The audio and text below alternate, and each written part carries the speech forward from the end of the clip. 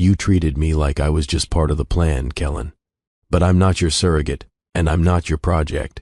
The storm outside had been steady for hours, hissing against the floor-to-ceiling windows of the Manhattan penthouse. Thunder cracked in the distance, low and deliberate, as if echoing the fury building inside her chest. Leora stood barefoot on the marble floor, trembling, but not from fear. Her curls were damp from the mist she'd walked through earlier, defying the cold that had always filled this place. Now it wasn't just the air that felt icy. It was him. Kellen Vance, Billionaire CEO, stood across from her in a crisp white shirt, sleeves rolled up, bourbon glass loose in his grip. He wasn't the type to lose control. Not in the boardroom, not in bed, not even now. But the way his jaw clenched, the way his brows pinched together, said he wasn't expecting her to speak like that, to challenge him. Her voice was calm, but every word sliced through the silence like shattered glass. You treated me like I was just part of the plan, Kellen. But I'm not your surrogate, and I'm not your project. He blinked once. No sharp retort, no denial, just silence. The lightning flashed behind her, casting sharp light across his chiseled face. The thunder that followed only made the quiet between them louder. I cooked your meals, cleaned your space, stayed silent while you made decisions about everything, including the baby you planned to have, like I was just another convenient piece on your blueprint, she said, her voice breaking. But you never asked what I wanted. He took a step forward, slow. You think I used you? I know you did. The bourbon touched the table with a dull clink as he set it down. His throat moved with a hard swallow. Then tell me what you want, Leora. She didn't move, just stared at him through wet lashes, her heart hammering against her ribs. To matter, Kellen. And for the first time since she stepped into his world, he had no response. No formula, no defense, no plan. Just rain tapping the windows and the weight of truth between them. If you've ever felt underestimated or unseen, you'll relate to this. Like, comment and tell us, what does it mean to finally matter? The letter of eviction crumpled in Leora's fist as she stood outside the steel and glass skyscraper that housed Vance Technologies. The rain hadn't let up since morning, and her sneakers were soaked through, toes numb from the cold. She'd never imagined her life would lead her here, jobless, displaced, and now at the mercy of someone she didn't even know. Xavier had said it, like he was offering her a favor. Just go, he insisted over the phone. You don't have to stay if it's uncomfortable. But my brother's place, it's safe. And he needs someone he can trust. Trust. She almost laughed at the word. A week ago, she had been working full-time at a wellness spa in Harlem. When it shut down with no notice, she'd lost everything. Her income, her room in the staff housing, and her carefully built stability. With no family nearby and too much pride to ask old friends for help, she'd couch-surfed until even that ran out. So when Xavier offered the referral, her hesitation wasn't about the job. It was about the man behind it. Just meet him, he'd said. He's all logic and systems. But if I'm being honest, he could use someone who doesn't care about his name or his bank balance. So she came. The security guard at the front desk gave her a tight nod and scanned her ID before directing her upstairs. The private elevator ride was silent, except for her heartbeat, which thudded louder the higher she ascended. When the elevator doors opened directly into the penthouse, her breath caught. It was cold, beautiful, but cold. Clean lines, white walls, gray marble. The air smelled like expensive nothing. And there he was, Kellen Vance. Standing by the massive floor-to-ceiling window, he didn't turn when she stepped in. Didn't greet her. Just said, "You're early." His voice was flat. Not cruel, but detached. Calculated. "I took the train," she replied, already aware of how out of place her thrift coat and wet shoes looked on the polished floor. He finally faced her, expression unreadable. "Xavier says you're reliable." She lifted her chin. "I am." He nodded once, slow, then walked past her without another word. This wasn't an interview. It was an assessment, and she had no idea what she'd just walked into. Leora didn't unpack for the first 3 days. The bedroom she'd been shown, bare, white, spotless, felt less like a place to rest and more like a sterile waiting room. She placed her duffel bag on the chair in the corner and left it zipped. A toothbrush, a charger, and 2 changes of clothes were all she allowed herself to touch. Each morning, she woke early, tiptoeing across marble floors and hoping not to be noticed. Kellen never acknowledged her presence beyond the occasional passing glance. Instructions were delivered through the house manager via email, always concise, always cold. At first, she wondered if he even remembered her name. But necessity is louder than discomfort. She had no savings, no backup plan. And despite how strange it felt to exist silently inside someone else's world, it was safer than the shelters, warmer than sleeping on Xavier's couch, and quieter than the constant worry that used to fill her days. Still, she resisted. She didn't linger in rooms where he worked. She kept conversations brief when the housekeeper showed her routines. She avoided eye contact with the silent driver who arrived every Thursday for grocery pickups. It was easier that way, staying invisible in a place where she'd never truly belonged. But even as she tried to vanish, the penthouse reminded her of everything she had lost. The fridge was stocked with ingredients she once splurged on for dinner parties she could no longer host. The guest bathroom had more luxury than the apartment she'd once shared with 2 roommates. And the silence was the loudest thing of all.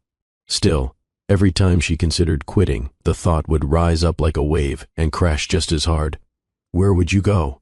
So she stayed, waking up each day to clean, organize, take stock of deliveries. She folded Kellen's dress shirts with precision, arranged files on the kitchen counter exactly as his assistant requested, learned which shelves he never touched and which blinds he preferred drawn open.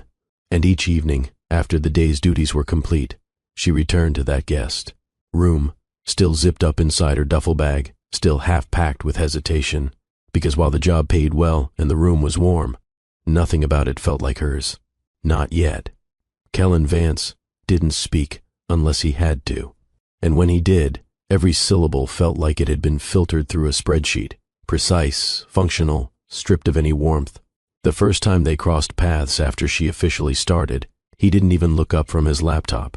He was seated at the long black dining table, tablet in one hand, earbuds in, typing furiously with the other. Leora had just finished setting the glass down for his water.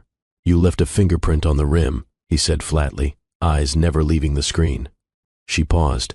"Excuse me?" He tapped the tablet once and finally glanced up. "Detail matters here. Don't place anything you wouldn't be willing to correct." That was the tone he used, like she was a faulty program that needed debugging. Leora nodded once, silent, then returned to the kitchen. Inside, her hands shook, not from shame, but frustration. She'd worked under demanding people before, but Kellen was different. He didn't yell. He didn't patronize. He didn't even raise his voice. He simply dismissed you, as if you were already gone. Throughout the week, it became clear he lived by structure alone. Breakfast, poached eggs, green tea, Greek yogurt. Lunch, delivered at exactly 1 p.m. Dinner, usually skipped. His closet was color-coded. His watch collection rotated weekly. Even the art on the walls, if it could be called that, was all monochrome, abstract, and emotionless. He wasn't cruel, just clinical, mechanical. When the orchid on the coffee table began to wilt, Leora asked if she should replace it. He barely looked up. "It serves its purpose," which is a placeholder. That was Kellen. Every item in his home had a function, every person a role, and she was just another line item on his domestic ledger. But what struck her wasn't just the way he managed the space. It was the way he managed himself. No music ever played. No laughter ever slipped from any corner. Not a single framed photo anywhere. He existed in that penthouse the way a ghost might haunt an office building. Visible, successful, but utterly unreachable. And she had no idea what could crack a man that sealed. The penthouse sat above Manhattan like it didn't belong to the city at all. From the 65th floor, the noise of honking taxis, shouting pedestrians, and rolling delivery carts didn't exist. Below, New York pulsed with chaos and life. But up here, it was silence, sterile and commanding. No clutter, no softness, just glass, steel, stone, and shadow. The living room alone could hold a studio apartment. Its high ceilings were lined with recessed lighting that cast a clean white glow, never too warm. Floor-to-ceiling windows wrapped the entire eastern wall, giving a sweeping view of the skyline that stretched to the East River. Sunlight never lingered long. The blinds were programmed to adjust according to the time of day. The furniture was gray and angular, low-profile Italian leather with sharp edges and polished chrome bases. Nothing invited comfort. Everything demanded distance. Even the air felt controlled. The kitchen was state-of-the-art but barely used. Appliances were hidden behind matte black panels. The counters gleamed, untouched except for the precisely placed fruit bowl that never changed. 3 green apples. No more, no less. She once tried to rearrange them and came back the next day to find them returned to their original triangular formation. The hallway leading to the bedrooms was lined with soft sensor lights that flicked on as one walked past. The master bedroom door remained closed, always. The guest suite where Leora stayed was minimal. Queen bed, dark dresser, a small writing desk by the window. No art, no books, no clutter. It reminded her of a hotel room prepared for someone who might cancel last minute. The walls throughout the home were pale gray, bordering on white. The floors were heated stone. There were no rugs, no curtains, not a single personal touch, not even a faint scent. It was as if the space refused to be lived in. The only sign that a human occupied the place was the faint indentation on the couch where Kellen sometimes sat with his tablet late at night. Even then, he left no trace. Leora often wondered, did he design the space to feel like a fortress? Or had he simply learned to live where emotion didn't follow? Because if these walls could talk, they wouldn't whisper secrets. They'd stay silent, just like him. She didn't try to impress him, and maybe that's what got under his skin. Kellen was used to employees who moved like they were waiting for his approval. Eager to please, quick to flatter, silently terrified of doing something wrong. But Leora didn't flinch under his gaze. She didn't make unnecessary conversation. And when he corrected her, whether it was how the kitchen towels were folded or the temperature of his green tea, she just met his eyes, nodded once, and adjusted without apology. It unsettled him. The first time he noticed her strength wasn't when she spoke. It was when she didn't. One morning, she was wiping down the marble countertop when he entered the kitchen, reviewing a quarterly report on his tablet. He glanced up to find her reading the label on his supplement bottle. "You don't take this," she said plainly. He didn't look up. "Excuse me?" She held up the unopened bottle. "It's been here since the day I arrived. You have too. Same expiration dates, still sealed." He finally looked at her, brows lifting. "You track that?" "I notice things," she replied, then placed the bottle back and continued wiping without another word. He watched her longer than he intended. She was calm, deliberate, not seeking validation, just aware, present. Later that week, when he returned from a strategy session, he found his study window open. The air inside was cooler, cleaner. There was a faint scent of lavender, not from any diffuser, but from a small sachet she'd placed discreetly on the bookshelf. He knew it was her. He knew without asking. And yet, when he saw her placing fresh towels in the guest bathroom that evening, he said nothing. Just stood at the hallway corner, watching her work with quiet precision. She didn't notice him. Or maybe she did and didn't care. Either way, she didn't look up. That irritated him. The fact that her presence didn't beg for attention but still managed to pull his focus. The fact that she spoke only when necessary but left him with questions anyway. She was everything he didn't expect in his ordered world. Soft without being weak. Firm without being loud. He couldn't decide if she was an asset or a disruption. But one thing was certain, Leora wasn't just another hire. She was becoming harder to ignore. In the glass-walled conference room overlooking Lower Manhattan, Kellen stood alone after the others had left. The screen still glowed faintly from the final slide of his presentation. Vance Legacy, 5-year strategy roadmap. It was a blueprint for control. Expansion into Southeast Asia. Strategic acquisitions across biotech and clean energy. Institutional partnerships with Ivy League research hubs. And nestled between those bullet points, buried under layers of financial jargon, sat one slide labeled simply, personal stability. He never elaborated on that part. Not to the board, not to Xavier, not even to himself, really. But it was there, marked and scheduled just like everything else in his life. A family, not built through unpredictability or chance, but engineered with clarity. The plan was simple: select a surrogate, choose an anonymous egg donor, hire a full-time caretaker for the child, and maintain legal custody through tight contractual terms.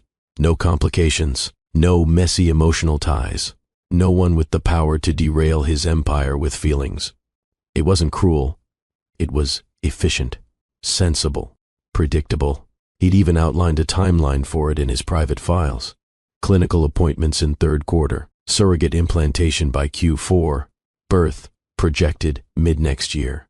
The child would inherit a name, not affection, and affection was never part of the plan. Xavier had scoffed when he learned the details. You're going to be a father, Kellen, not a venture capitalist. You don't build children like software. But Kellen dismissed the sentiment. Love had a cost, attachment had a shelf life, and feelings were liabilities. That's why, when Leora entered his life, he never considered her a variable. She was temporary, a quiet solution to his domestic needs, nothing more. Until she started watering the orchid he forgot he owned, until he heard her humming near the windows, until her presence disrupted the stillness he once thought he needed. He didn't know it yet, but she was already cracking his structure, and for the first time in years, he couldn't quantify the risk. He only knew this: if Leora had entered his life 6 months earlier, she would have been replaced. If she'd entered 6 months later, he would have been too far gone to notice her. But right now, she was colliding with his blueprint like a quiet storm, and he hadn't built a contingency for that. The change didn't come with fireworks or declarations. It came in silences, the kind that stretched longer than they used to, filled with unspoken glances and subtle shifts in breath. It began on a Wednesday. Leora had just finished arranging the fresh linens when she passed him in the hallway. He didn't speak as usual, but this time he paused. For a second, too long, long enough that she looked back. His eyes flicked toward her hand. The towel she held was cream, not the standard white he preferred. You changed the linen color, he said, not accusing, but noticing. She met his eyes. White shows everything. He didn't reply, but he didn't correct her either. Another time, she caught him standing in the doorway of the guest room while she was cleaning. He didn't enter, didn't say anything, just stood there watching her arrange the books on the shelf in descending height order. It was something he usually did himself. You alphabetize them, he said eventually. Only when they're yours, she said, not looking up. He left before she could see his face. The atmosphere in the penthouse began to shift, degree by degree. He no longer stayed buried in his study when she passed through. Sometimes she found his eyes on her during breakfast prep. Other times, she walked into the room to find her favorite playlist still quietly looping. From the smart speaker, something she knew he'd heard days before while she was cleaning. And one night, he adjusted the thermostat, 2 degrees warmer. It wasn't obvious. If someone had walked in off the street, they would have sworn the place was as icy as ever. But Leora felt it. The stillness between them had changed. It wasn't hostile. It wasn't even awkward. It was charged. A new kind of quiet lingered in the air, heavy with things unsaid. And in the space between footsteps and whispered goodnights, something unspoken began to root itself. Neither of them acknowledged it aloud, but they both knew. The silence between them wasn't empty anymore. It was waiting. The following night, sleep evaded her again. The rain had returned, tapping steadily against the glass. The city lights blurred into streaks through the window pane, and somewhere across the penthouse, she could hear the faint hum of Kellen's study door sliding open. She tried to ignore it, pulling the blanket tighter around herself, but her heart wouldn't settle. Every time she closed her eyes, her mind wandered back to his voice from the night before, the tone that had softened, the look that had held her a moment too long. When she finally gave up trying to rest, she found herself drifting once more toward the kitchen. This time, she didn't bother turning on the lights. The glow from the city outside was enough. She poured water into the kettle, listening to it hiss as it heated. Then she heard footsteps behind her. You again, he murmured. She turned slightly, catching his reflection in the glass of the microwave. His hair was messy, his tie loosened, sleeves rolled halfway up. He looked nothing like the man the press described. No headlines, no polished arrogance, just exhaustion. You don't sleep, he said quietly, leaning against the counter. Neither do you, she replied. He tilted his head. Why's that? She took a slow breath. Because of you. The words slipped out before she could soften them. He blinked, surprised, but she didn't retract them. You have this way of filling every space you walk into, she said. Even when you're silent, you make noise. Your presence lingers, and I can't seem to shut it out. Kellen's gaze locked on hers, searching. You're blaming your insomnia on me? She shook her head, almost smiling. I'm saying you're hard to forget, and that's a problem when I'm supposed to be invisible here. He didn't know what to say. For once, the man of strategy had no formula for the moment. The silence stretched, heavier than before, but not cold. Leora turned off the kettle before it whistled, her hands trembling slightly as she poured the water into her cup. She could feel him watching her, his stare tracing every small motion she made, as if memorizing it. You shouldn't be afraid of being seen, he finally said, voice softer now. She looked over her shoulder. Then stop pretending you don't see me. Their eyes met again, and that fragile distance between them began to fracture. Neither spoke after that, but the air carried something charged, something that promised this strange silence wouldn't stay quiet much longer.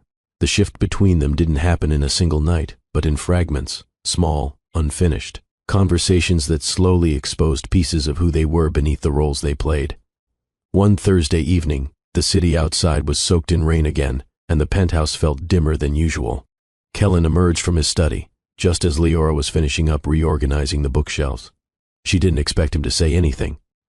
He usually didn't, but tonight, he lingered. He walked toward the window, hands in his pockets, then glanced back at her. Do you ever feel like you're just waiting for someone to give you permission to exist? The question caught her off guard. She straightened, unsure whether to answer, unsure if he was even talking to her, or just thinking aloud. I used to, she said carefully. When I was younger. He turned slightly, enough to see her but not enough to make it feel like a spotlight. I moved through 6 homes before I was 16, she continued. Some were decent, some not. But none of them made room for me. Not really. I learned early that if you're quiet, they forget you're there. Sometimes that was safer. Kellen's expression didn't change, but his body shifted, the tension in his shoulders loosening ever so slightly. Did you ever go back? He asked. She shook her head. Back to what? There was nothing to return to. He looked down at the floor for a long moment. My mother left when I was 7. Walked out during a board meeting my father insisted I sit in on. I remember the sound of her heels as she crossed the marble. Everyone kept talking about projections and growth, but I couldn't hear anything after the elevator doors closed behind her. Leora swallowed, surprised by how openly he'd shared that. He rarely talked about his past, if at all. She ever come back? She asked. No, he said simply. But the silence she left? That stayed. The room felt heavier after that, but it wasn't the suffocating kind. It was the weight of 2 people standing still long enough for their scars to show. I think that's why I like order, he added, voice quieter now. It's the only thing that doesn't leave. Leora stepped closer, arms folded gently over her chest. Sometimes control is just fear wearing a suit. Kellen looked at her sharply, like the words hit somewhere too real. She didn't flinch, didn't look away, and for the first time, he saw not just the woman Xavier had sent, not just the help, but someone who understood what it meant to be abandoned and still keep going, someone who knew how to survive without needing to explain how.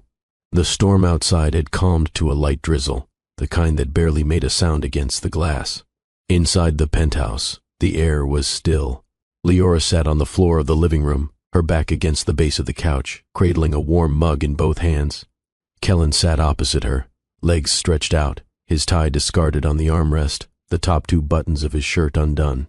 They hadn't planned to talk. It just happened. It's funny, Leora said, stirring her tea without looking up. How quiet this place is. Almost like it's afraid of people. Kellen arched a brow. Afraid? She met his eyes. You've built a life that keeps people out. I've lived in places where silence meant something bad was coming. But this silence? She paused. It's empty, polished. Like even your walls are afraid to breathe too loud. He exhaled slowly, not out of annoyance, but thought. I don't like mess. Or emotion, she added gently. He chuckled under his breath. Is that a diagnosis? No, she replied. It's just an observation. Kellen leaned forward, resting his forearms on his knees. And what do you want? To work for someone more expressive? I didn't want this job, she said plainly. I didn't want to live here. I didn't want to need help. But life doesn't ask what you're ready for. It just hands it to you. So I showed up. And now, I'm just trying to remember how to exist without disappearing. The words hung in the air between them. Neither rushed to fill the pause. He looked at her closely. You really went through 6 homes? She nodded. 4 foster homes, 2 group homes. Then I aged out, worked wherever I could, lived wherever someone didn't lock the door behind me. And you never broke? I bent. A lot. But no one ever taught me how to break safely. Kellen stared at her for a moment, then asked something no one ever had. What do you want for yourself, Leora? She blinked, caught off guard by the question. I'm still figuring that out. You shouldn't have to figure it out alone. That silence returned again. But now it was different. Intimate. Braver. She set her mug down. What about you? What do you want? His throat moved. I've always wanted control, power, stability. But lately, I'm not sure if that's enough. Their eyes held, and in that moment, Leora saw it. The man behind the empire, the boy behind the title. The cracks were there, small, subtle, but they were starting to show, and she didn't look away. The rain had returned with more force by Friday night, sleek ribbons sliding down, the balcony glass, distorting the skyline into soft shapes and streaks of light. The air outside was damp and heavy, but not bitter. And for once, Kellen had left the sliding door cracked open, letting the soft scent of petrichor drift into the living room. Leora sat cross-legged on the plush floor rug, unpacking takeout boxes from the paper bag the driver had left at the door. Thai, this time. She'd ordered enough for 2. She wasn't sure why. Kellen walked in from the hallway, sleeves rolled up, barefoot, a record playing faintly behind him. Jazz. Something warm and low. A saxophone swimming lazily through a melody that suited the weather. He didn't question the food or the setting, just lowered himself to the floor beside her, like it was the most natural thing in the world. She handed him chopsticks without speaking. He took them, brushing her fingers, and neither of them pulled away immediately. The balcony's open, she said, gesturing with her head. I noticed, he murmured. I like the sound of rain, she added. So do I. They ate in silence for a few minutes, the occasional hum from the vinyl spinning in the background adding texture to the room. The city felt far away, like it had taken a deep breath, and paused for them. Kellen finally leaned back on one arm, looking at her. I never do this. Eat Thai? He huffed a small laugh. Sit on the floor. Listen to music without a reason. Share space. Leora smiled faintly, wiping sauce from her fingers with a napkin. There's a first time for everything. He looked at her for a long time after that, not scanning her like a resume, not cataloging flaws or potential, just looking, as if trying to understand how a woman like her could move through his rigid world and not demand anything but air and space to breathe. You make this place feel less hollow, he said, almost a whisper. Leora set her food aside. You're not hollow. You're just scared to fill the wrong spaces. The jazz faded into a slower tune, something mournful but comforting. Outside, lightning blinked in the clouds, but the thunder stayed distant. He glanced at the door. You ever sit out there? Sometimes, she said, when I want to remember that I'm still part of the world. Without a word, Kellen stood and walked to the balcony. He opened it wider, then turned back to her with a single nod. She joined him. And for the first time since she arrived, the silence between them wasn't just waiting. It was listening. The next morning, Kellen sat at the end of the long dining table, eyes fixed on his tablet. Screen, but he hadn't turned a single page of the financial report in 10 minutes. His coffee sat untouched. Across the apartment, he could hear the faint sound of Leora humming to herself. As she arranged the fresh delivery of towels in the guest bathroom, he didn't know why he was listening for her. He just was. She'd only been here a few weeks, but the stillness of his space had changed. Before her, silence meant control. No noise, no distraction, no emotional debris. But now, silence was different. When she wasn't in the room, it felt incomplete.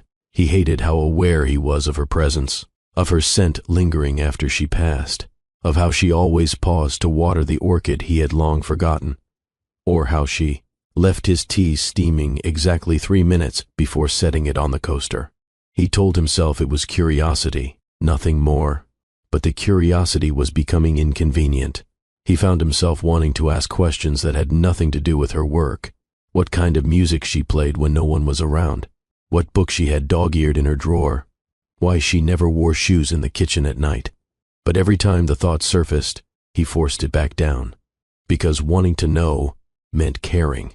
And caring, that required vulnerability. He didn't trust that word. That evening, he passed her in the hall and opened his mouth to say something. Instead, he simply nodded and kept walking. Inside his study, he stood at the desk for a long time, tablet in hand, but his eyes weren't on the screen. He could still hear her humming. Later that night, he poured himself a glass of water and found her tea mug drying beside the sink. Her fingerprints still fogged the glass. He stared at it too long, feeling something coil in his chest, something unfamiliar, something unwelcome. He set the mug back down carefully, then returned to his room and closed the door with more force than necessary. On the other side of the penthouse, Leora sat on her bed, staring at the ceiling. She had heard his footsteps pause in the hall, heard him hesitate, and though he never said a word, she felt the weight of what he couldn't bring himself to ask. The space between them was still wide, but it was closing. Have you ever fallen for someone without realizing it? Drop A or in the comments if you have. Your story might just help someone else find clarity. Thunder rumbled through the clouds like distant drums, and the city beyond the glass faded into a moody haze. Inside the penthouse, only the flickering candlelight cast shadows across the space, warm, golden, and for the first time, alive. Kellen wandered back from the kitchen after failing to get the generator working. He paused just before stepping into the living room, drawn by a soft rustle and the delicate scent of something floral, jasmine maybe. That's when he saw her. Leora was curled on the floor, propped up by a low cushion, legs folded. Beneath her, her face turned toward a paperback resting on her thighs. A silk robe clung to her skin, ivory in color, catching the glow of the candles like moonlight on satin. It slipped off one shoulder slightly, exposing the curve of her collarbone and the hint of the smooth skin beneath. She didn't notice him at first. Her attention was deep in the page, eyes slowly scanning, lips faintly parted in concentration. Kellen had never seen her like this, not in this stillness, not in this kind of peace. And yet, there was nothing passive about her. She owned the room without trying, her quiet presence pressing against him like gravity. He cleared his throat gently. Her eyes lifted. "Kellen," she said, voice soft. "You read when the power goes out?" "I read when I need to remember who I am," she answered, marking the page with her finger. "The dark just gave me an excuse." He stepped closer, drawn by something he couldn't name. "What are you reading?" "A book I've read 100 times, one where the woman saves herself." He smiled faintly, sitting a few feet away from her on the floor. "That sounds like you. You don't know me," she said, but her voice didn't hold accusation. It held invitation. "Maybe I want to." The rain tapped against the windows like fingertips. A candle flickered between them. She studied him in silence, eyes flickering over the man who always wore control, like armor, now dimmed in shadows, vulnerable in ways he probably didn't realize. "You're not what I expected," she whispered. "And what did you expect?" "Steel, coldness." "A man I'd have to avoid," she said. And you are all of that. But also, he waited. You're human. And that might be scarier. He didn't answer. He just looked at her. Really looked. The kind of look that pulled breath from the room. And somewhere between the warmth of the candlelight and the hush of the storm, something inside both of them gave way. Kellen didn't know what pulled him closer, the quiet or her courage. She didn't move when he shifted nearer, didn't flinch when the faint light reached across her face, gilding her in gold. The robe shimmered as she breathed, one knee drawn up, her pulse visible in the hollow of her throat. "Do you ever stop thinking?" she asked suddenly, her voice low. He blinked, caught off guard. "Thinking keeps me alive." "No," she whispered, shaking her head. "It keeps you from living." The words hit harder than she intended, but she didn't apologize. She looked up at him then, her eyes wide, soft, and brimming with something he hadn't seen in anyone for a long time. Truth. Kellen's breath came slower. "You think you know what I need, Leora?" "I don't have to guess," she murmured. "I can feel it." He leaned forward before he could stop himself. The candle between them flickered, as if sensing the shift in air. His hand reached for her face, hesitated for a heartbeat, then brushed the edge of her jaw. Her skin was warm, delicate beneath his fingers. She didn't move away. "You shouldn't look at me like that," he whispered. "How should I look at you? Like you see past everything." Her lips parted slightly. "Maybe I do." That was all it took. The space between them vanished. His mouth met hers in a kiss that was slow, trembling, and far too real. Not a kiss of dominance or hunger. This was recognition. Years of repression giving in to a single, honest moment.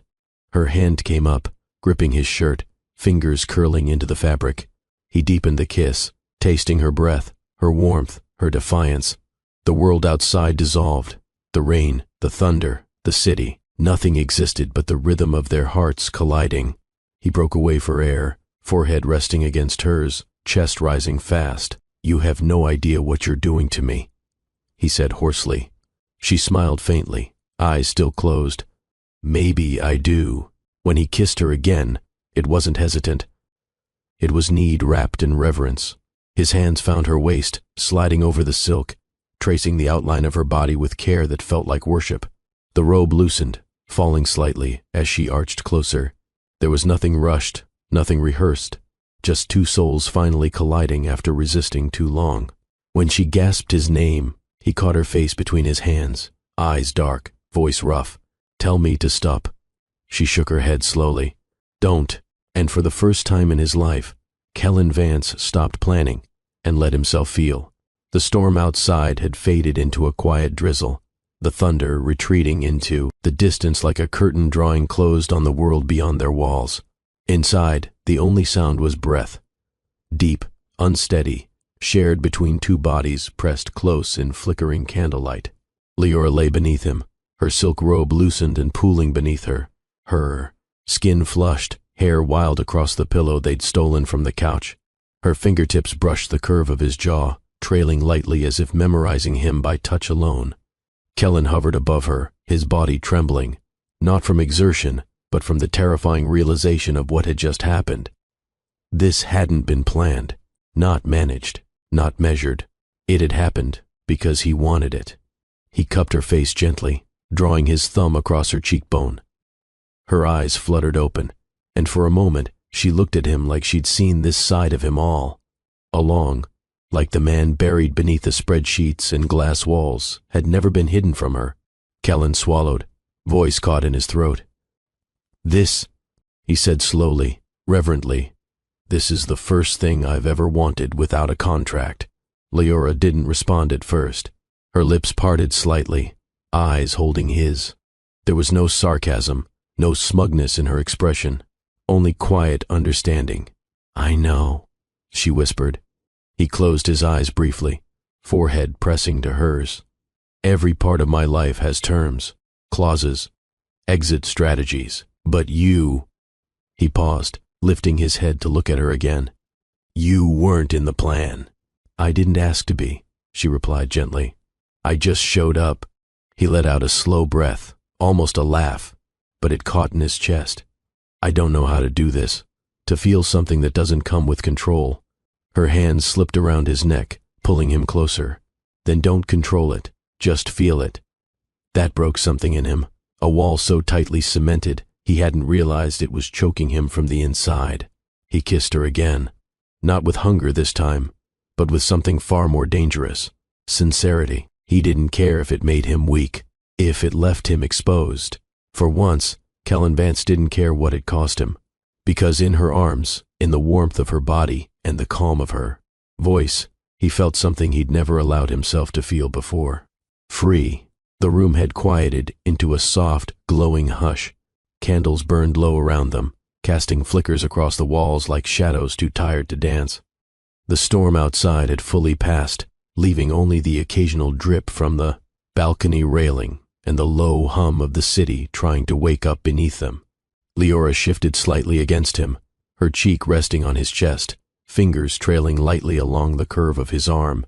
Her breath was slow now, steady, unburdened. Kellen lay still, one arm beneath her, the other wrapped around her waist, hand resting at the small of her back. He hadn't meant to stay. He hadn't even meant to touch her. But now, lying there with her in the candlelit quiet, walking away felt like the most unnatural thing in the world. Her skin was warm against his, her body soft and grounding. For the first time since childhood, Kellen wasn't alone in the dark. And more than that, he didn't want to be. He glanced down, only to find her eyes closed, lashes curled against her cheeks. Her lips parted just slightly as she settled deeper into him. Her robe was bunched loosely around her legs, and one of his shirts, he hadn't even seen her pull it on, hung from her shoulders like it belonged there. He didn't say anything. He didn't dare move. The urge to analyze, to retreat into logic, into familiar armor, was gone. He didn't want to process what this meant. He just wanted to be in it. She murmured something in her sleep, unintelligible, and instinctively, he pulled her closer, his hand sliding up to the curve of her spine. It felt right, not perfect, not orchestrated, just right. He stared at the ceiling for a long while, his mind unusually quiet. The silence wasn't hollow tonight. It didn't echo. It rested. Eventually, his eyes began to close too, and as his body relaxed beneath her weight, he allowed himself the one thing he never granted anyone, not staff, not business partners, not lovers from his past: access. By the time he fell asleep, Leora had melted fully into his chest, her breath sinking with his, and for once, there was no fear, no contract, no plan, just a man holding a woman who made the dark feel like home. The soft orange glow of the morning sun filtered through the penthouse windows, stretching over the floor like a whisper, not daring to disturb what had settled in the dark. The candles had burned themselves down to shallow wax pools, leaving the air faintly scented with vanilla and something new: intimacy. Leora stirred first. Her lashes fluttered as her eyes slowly adjusted to the light. She blinked, then looked down to find Kellen still asleep, one arm firmly around her waist, his chest rising and falling in a rhythm she'd never imagined witnessing. He looked younger in sleep, less carved, less guarded, as if rest had peeled back all the layers he wore during the day. She stayed still for a moment, memorizing the feeling, the way his hand remained steady against her hip, the warmth of his breath at the top of her head, the sound of his heart, slow, steady, human. For a moment, she let herself forget reality. Forget that he was Kellen Vance, the man whose name filled business headlines. Forget that she still technically worked here. Forget that there were likely 10 different reasons this would never be simple. She didn't want simple.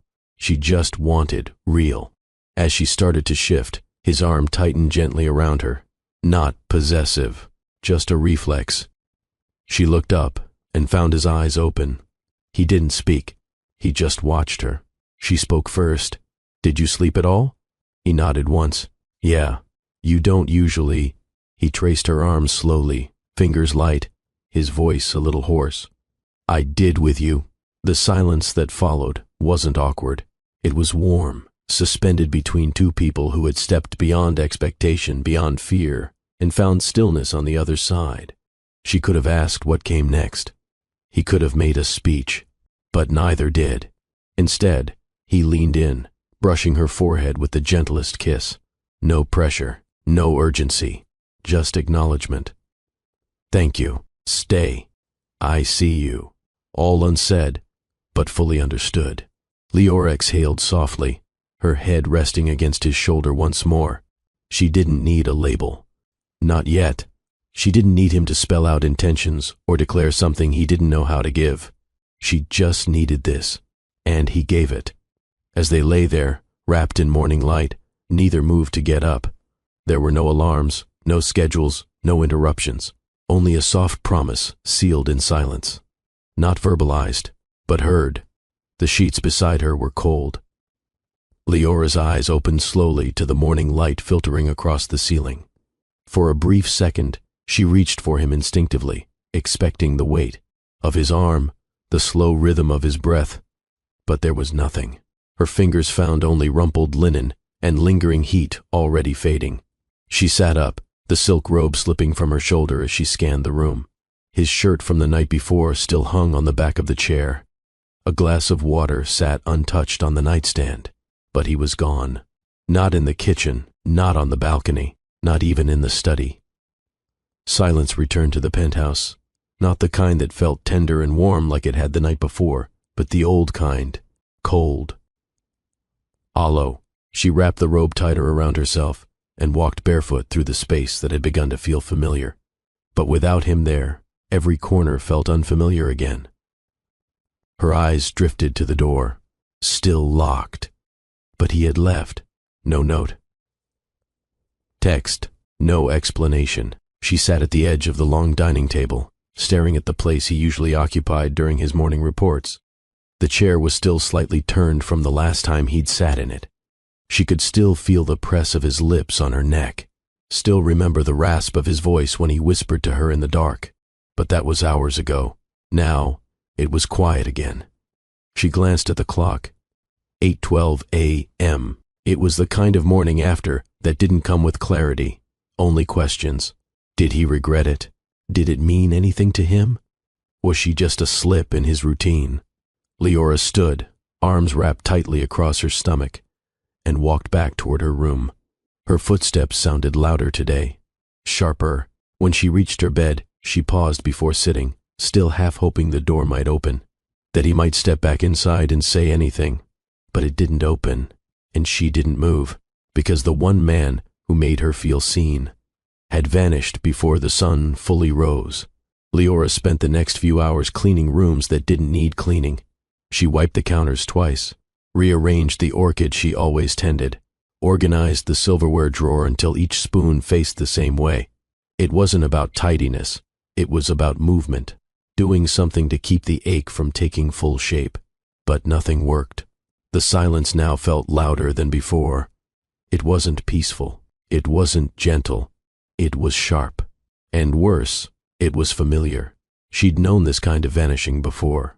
People leaving quietly, not saying goodbye, not giving closure. It had happened in foster homes, in friendships, in fleeting relationships that promised more than they delivered.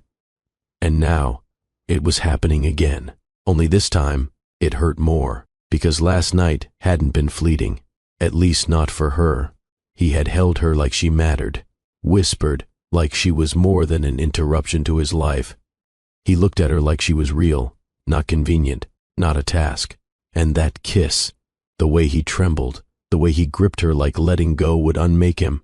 It wasn't just about desire. It had felt like truth.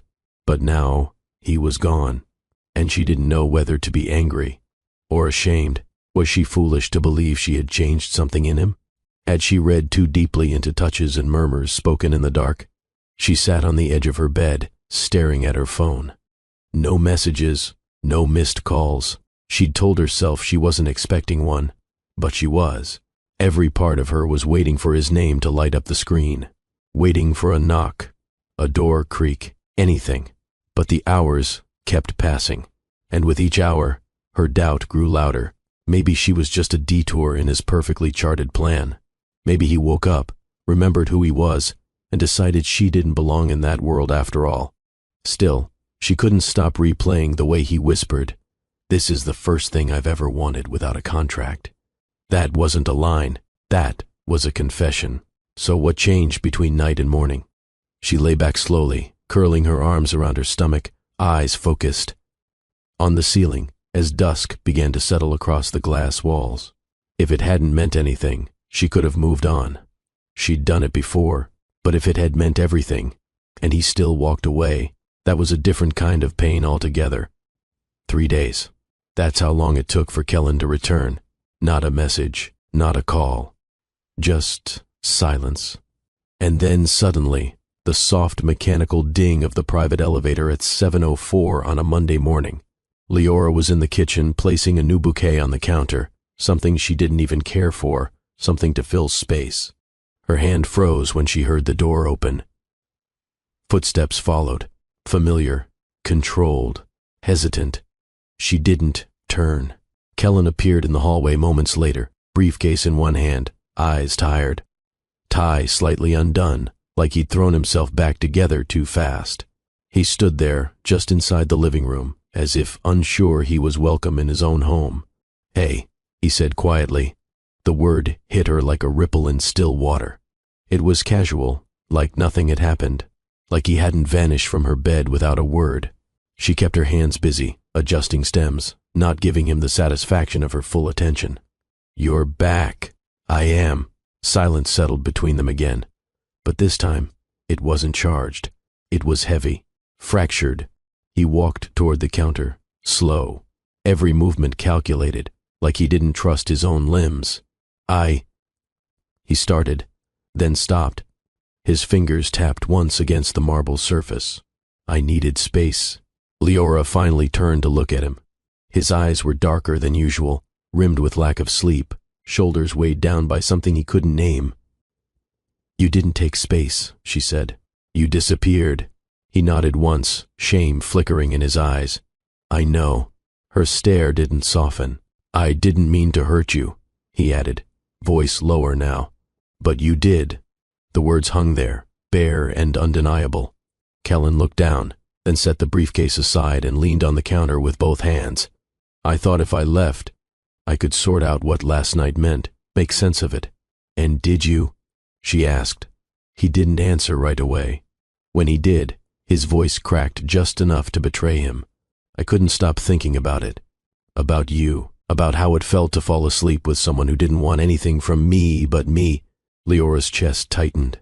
"I wasn't scared of what happened," he said. "I was scared of how real it felt." He looked at her then, eyes exposed. No CEO armor, no control. "I didn't run because of you, Leora. I ran because I'm not used to this, wanting, needing, hoping." The vulnerability in his tone shook her resolve, but she didn't move toward him, because this time, if they were going to speak their truths, he needed to meet her where she stood. Leora moved around the counter slowly, each step deliberate. Her arms folded across her chest, not for protection but to keep herself steady. Kellen straightened, watching her approach, bracing like a man who already knew what was coming. She stopped a few feet from him, close enough to see the lines beneath his eyes, the faint crease on his brow that hadn't been there 3 days ago. "You left me in your bed," she said quietly. "You held me like I was the first thing that had ever felt right, and then you vanished like it never happened." Kellen opened his mouth, but she cut him off with a sharp shake of her head. "No, don't explain it yet. Just listen." He went still. "I've been invisible in people's lives before, Kellen. Forgotten in rooms I slept in. Overlooked by people who said I mattered and then acted like I didn't." Her voice trembled, but she didn't let it break. "But I let you in. And that was a choice I don't make lightly." He swallowed, guilt rising visibly in his throat. "You made me believe that maybe I wasn't just part of the background here, that I wasn't just filling space in your calendar." Her voice cracked then, and then you left. Without a word. He stepped forward. "I didn't know how." "That's not an excuse," she snapped, eyes flaring. "You're a grown man who negotiates billion-dollar deals and runs entire companies, but you couldn't find a way to say, 'I need time.' You couldn't text me." Kellen's voice dropped. "You're right." She shook her head again, tears pressing behind her eyes. "Do you know what that night meant to me?" He looked at her, pained. "It meant everything." "Then why did you make me doubt it?" His silence said more than words could have. He wasn't proud. He wasn't deflecting. He was wrecked. Leora stepped closer, close enough to feel his breath, but not touching. "I'm not asking for your heart on a silver platter," she whispered. "I'm asking you not to disappear when things get real." Kellen's jaw flexed, and his eyes finally filled with the thing she'd been waiting to see since the moment he walked back in. Remorse. Not the performative kind. The deep, aching kind. "I'm sorry," he said, voice hoarse. "For all of it." Her eyes softened slightly. Not forgiving. Not yet. But she nodded once. "Then show me you mean it. Don't tell me. Show me." Kellen met her gaze and nodded slowly. And for the first time since that night, the tension between them didn't feel like it was going to break them. It felt like the start of something they might survive, if they were honest enough to keep going. They stood there, toe to toe, the tension between them no longer sharp with anger, but raw with truth. Kellen had never looked so exposed. The man who once measured every word, every movement, now fumbled for air between thoughts. His hands dropped to his sides, then flexed into fists, then opened again as if he couldn't find where to rest them. His gaze dropped to the floor. "I wasn't trying to hurt you," he said again, quieter this time. Leora didn't speak. He lifted his head slowly. "I left because I panicked." "Why?" she asked. "Because you felt something real." His voice cracked, barely, but enough to make her chest tighten. "Because I don't know how to need someone." The confession hung in the air like the final chord of a song, painful, honest, and unfinished. "I know how to want things," he continued, stepping back just slightly. "Power, control, certainty. But need? That's dangerous. Needing people means depending on them, and depending on people has never worked out for me." He took a breath, running a hand through his hair. "My father only noticed me when I performed. My mother walked away without a backward glance. The people I dated never got close enough to matter, because I never let them." Leora's arms lowered. She listened, not interrupting. "When I'm in control, I win," he said. "In business, in negotiations, that's how I survive. But with you," his voice softened, "I couldn't control what I felt. I couldn't fit you into a schedule or a plan. You didn't ask for anything, and somehow you still made me want to give you everything." Her eyes glistened, but she held them steady on him. "So yeah," he whispered, "I disappeared. Not because I didn't care, but because I cared more than I knew what to do with. And it scared the hell out of me." He finally looked at her then. Every wall stripped away. No title, no steel, no armor. "Needing you felt like weakness," he confessed, his voice breaking. "But not needing you feels worse." Leora didn't rush to respond. She let the words settle, let them land. Then she said, simply, "Needing someone isn't weakness, Kellen. It's what makes us human." He nodded slowly, like he wanted to believe that. Like maybe, finally, he could. Then she held out her hand, not asking him to take it, just offering.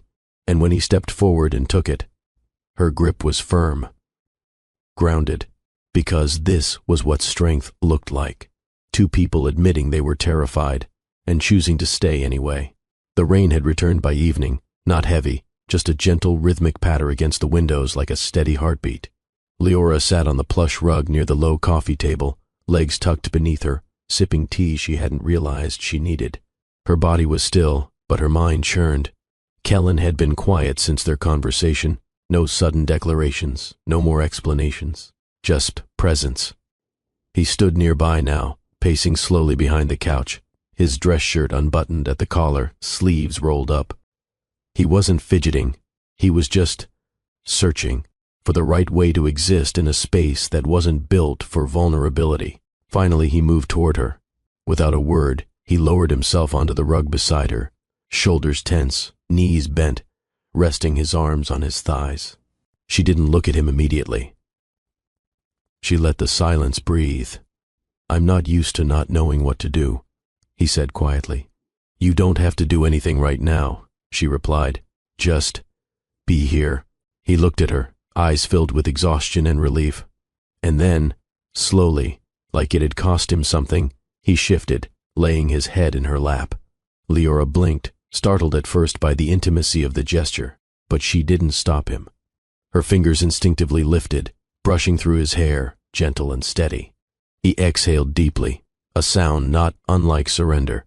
No candles, no fire, no seduction, just warmth and stillness. Her palms settled against the side of his face, and she could feel the tightness in his jaw begin to loosen. She wondered how long it had been since anyone touched him like this, with no expectations, no agenda, just kindness.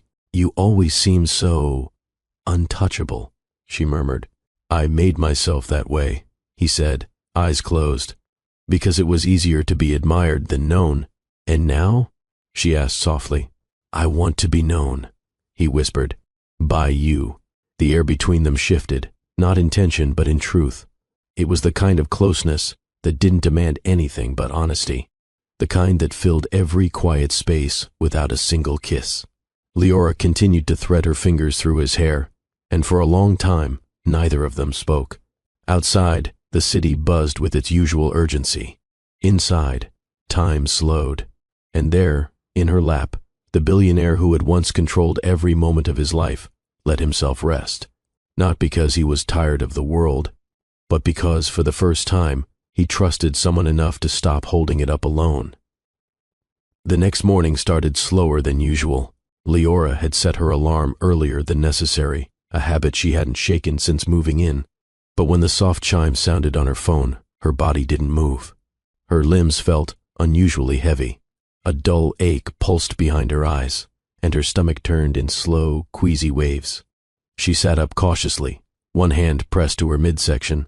The room tilted slightly, not enough to panic, but just enough to make her blink a few extra times before the haze cleared. She got to her feet slowly, breathing through the discomfort. By the time she stepped into the kitchen, the scent of fresh brewed coffee, usually comforting, hit her harder than she expected. She paused mid-step, one hand bracing the counter. Her stomach lurched again, and she shut her eyes until it passed. "Morning," Kellen said, looking up from his tablet. She forced a smile. "Hey." He tilted his head, taking her in. "You okay?" "Yeah, just didn't sleep great." She moved to the fridge, grabbed a bottle of water, and took a slow sip. Probably the weather, but he kept watching her. "You look pale," he said gently. She shrugged. "Didn't eat much yesterday." Kellen frowned slightly, but said nothing more. He turned back to the screen, but his gaze flicked to her again a minute later, subtle but not lost on her. She tried to shake it off, tried to move through her routine as if her body wasn't sending strange signals. But the fatigue didn't fade, and later, while folding fresh towels in the laundry room, she had to sit down for a full minute before standing again. By the afternoon, even walking up the hallway left her winded. She paused by the orchid she usually watered and sat on the arm of the nearby chair, holding her head in her hands. This wasn't normal, not for her. She wasn't the type to get sick. She pushed through headaches, cramps, even emotional storms, but this felt different. Internal, quiet, but persistent, like her body was whispering something she hadn't been ready to hear. She ran a hand over her abdomen, the thought forming at the back of her mind before she was ready to acknowledge it. It couldn't be that, could it? They'd only been together once, just that night, but... Her heart thudded, too loud in her ears. She stood quickly, brushing her palms against her jeans, grounding herself. There was no proof, no test, no certainty, but the idea planted itself, quiet, lingering, and as she turned to walk back down the hall, one hand instinctively drifted to her stomach again. Whatever it was, she couldn't ignore it for long. The evening fell quiet, the kind of quiet Kellen used to find comfort in. But tonight, it wasn't soothing. It felt unfinished. Leora had moved around the penthouse all day, slower than usual, quieter than usual, her smile thinner, her voice softer. He noticed. She hadn't said anything was wrong, and she hadn't asked for anything either. That somehow made him worry more. He found her sitting on the balcony, wrapped in one of his gray sweaters, legs folded beneath her, tea untouched on the table beside her. The wind lifted strands of her curls as she stared out at the skyline, lights glittering like jewels too far to touch. He stepped outside. "You okay?" She looked over her shoulder, offering a small smile that didn't quite reach her eyes. I'm just thinking. He stood beside her for a moment before lowering himself to sit. She hesitated. About what kind of man you're going to be. He tensed slightly, not from offense, but from recognition. She didn't elaborate. She didn't need to. He let the silence hold for a while before he spoke. My father was a master of being present without being there, Kellen said softly. He showed up at events, signed checks, nodded through birthday parties. But I don't remember a single time he looked at me and saw me. Leora stayed quiet, letting him speak at his own pace. When my mother left, it wasn't with a scream or a fight. It was quiet, like she'd been gone long before she walked out the door. She told me once that loving a man who never made space for emotion would eventually drain her dry. His voice caught in his throat, but he pushed through it. I swore I'd never be like him. But somewhere along the way, I became exactly like him. Efficient, strategic, detached. It got me results, but it left no room for this. He gestured gently between them. For you. Leora finally looked at him, eyes calm but direct. You still have a choice, she said. You can be different. He exhaled slowly. I want to be. But I don't know what that looks like. I don't know how to be present without turning everything into a responsibility, without performing love like it's just another boardroom pitch. She shifted closer, her hand finding his. Then start small. Be here. Be honest. Let someone in even when you're scared. He looked down at their hands. I don't want to be a shadow in my child's life someday, he whispered. Or yours. She didn't flinch. And in that moment, she didn't need a promise. She just needed this. A man confronting his past so he wouldn't repeat it, and choosing, slowly, to show up in the now. Leora stood in the bathroom, gripping the sink with one hand, the pregnancy test in the other. Her fingers trembled so much that she could barely keep the stick still enough to read the result. But there it was. Clear, bold, 2 pink lines. She stared at it, her breath caught in her throat, body frozen as 1,000 thoughts collided all at once. Her chest rose in shallow bursts. A part of her had suspected it for days. The fatigue, the nausea, the way. Her senses had sharpened, but confirmation brought a different weight. Not fear, not yet, just reality. She backed away from the sink slowly, lowering herself to sit on the cool edge of the tub. The test lay in her lap, and her eyes never left it. Her hands found her stomach, pressing lightly, almost protectively. This wasn't part of any plan. Not hers, not his. And that's what terrified her most. The tears came quietly, not out of regret, but overwhelm. She hadn't cried like this in years, not from sadness, but from the sheer magnitude of a life changing in one small, irreversible moment. She didn't hear the footsteps, didn't hear the door creak. Leora? Kellen's voice broke the silence, gentle but laced with something between concern and confusion. She looked up, startled, eyes red, the test still in her hand. He paused in the doorway, eyes dropping to the object resting across her thigh. Time slowed. Kellen stepped forward, cautiously, as if entering the moment too quickly might break it. Her voice was barely a whisper. I was going to tell you. I needed a second to understand it myself.